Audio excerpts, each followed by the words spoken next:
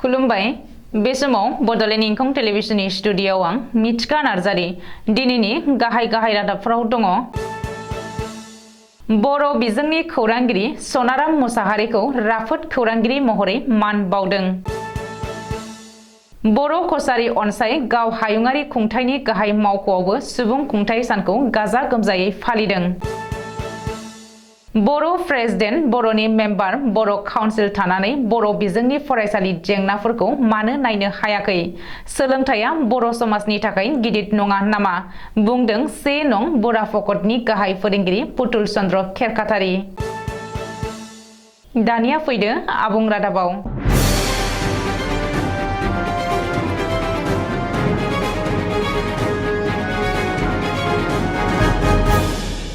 दिनै सुबुंखान्थि सान आरो सुबुंखान्थि सानावनो गसाइगाव महकुमानि सिङाव थानाय हास्रावबारि फानुवारि गामिनि थागिबि हायेननि रादाब आरो बडलेण्ड इंखंनि खौरांगिरि सनाराम मुसाहारिखौ 74थि सुबुंखान्थि सान फालिथाय गसाइगावआव गसाइगाव महकुमा खुंथाया मोजां आरो राफोद खौरांगिरि महरै मान बावदों आरो गांसे सिनायथि बिलाइबो गथायदों। गसाइगाव महकुमा खुंथाया दिनै गासै 3 खौरांगिरिफोरखौ मान बावनाय जादों।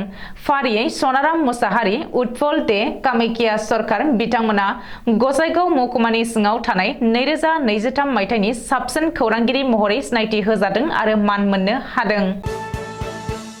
दुलाराय भारतआवनो सुबुं खुंथाय सानखौ फालिनाय बायदिनो बर' कछारी अनसाय गाव हायुङारि खुंथायनि गाहाय मावख'आवबो गाजा गोमजायै फालिदों। मख'जाथावदि बे हाबाफारियाव माहारियारि आफादनि फिरफिलाखौ बिरहोयो बर' कछारी अनसाय गाव हायुं खुंथायनि लेङाइ गाहाय बुंथिगिरि सृजन बसुमतारिया।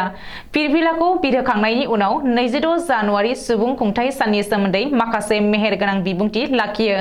मख'नो गोनांदि बे हाबाफारियाव बाहागो लायो बर' कछारी गाव खुंथायनि गाहाय मावफुं सोद्रोमा मिहिनीश्वर बसुमतारी आरो इएम अनिल बसुमतारी आरो खौसेथि बर' सुबुं आफादनि आफादगिरि मनरन्जन बसुमतारी, BKWSनि लेङाइ गाहाय मावफुं सोद्रोमा रमिय' पि नार्जारी। दानि बिजेपि सोरखारा बर' बिजोंनि फरायसालिखौ नासयो एबा नाया, गुबुन आसामिस बिजोंनि फरायसालिखौल' नायो। 1990 मायथाइयावनो गायसनजानाय 1 नं बुराफकट बर' गुदि फरायसालिया दिनैसिमबो नांगौ रोखोमनि फरायसालियाव फरायसाफोरनि थाखाय जिरायसालि गैया।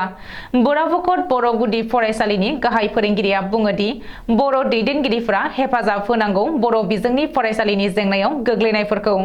बिथाङा दुखुयै फोरमायबावदोंदि बर'नि दैदेनगिरिफोर थानानैबो मानो बर' बिजोंनि फरायसालिफोरखौ हेफाजाब होआ होननानै। बे थासारियाव फरायसाफोरा गुन गोनां सोलोंथाइ लानो हानाय नङा होननानैबो बुंदों। मख'जाथावदि 26 जानुवारि सुबुं खुंथाय सानजों लोगोसे श्री श्री सरास्वती फुजाखौ फरायसा आरो गामिनि रायजो राजाफोरखौ लानानै दिनै बे फरायसालियाव गाजा गोमजायै फालिदों। दिनैनि रादाबा एसेनोसै। गोजोन्थों।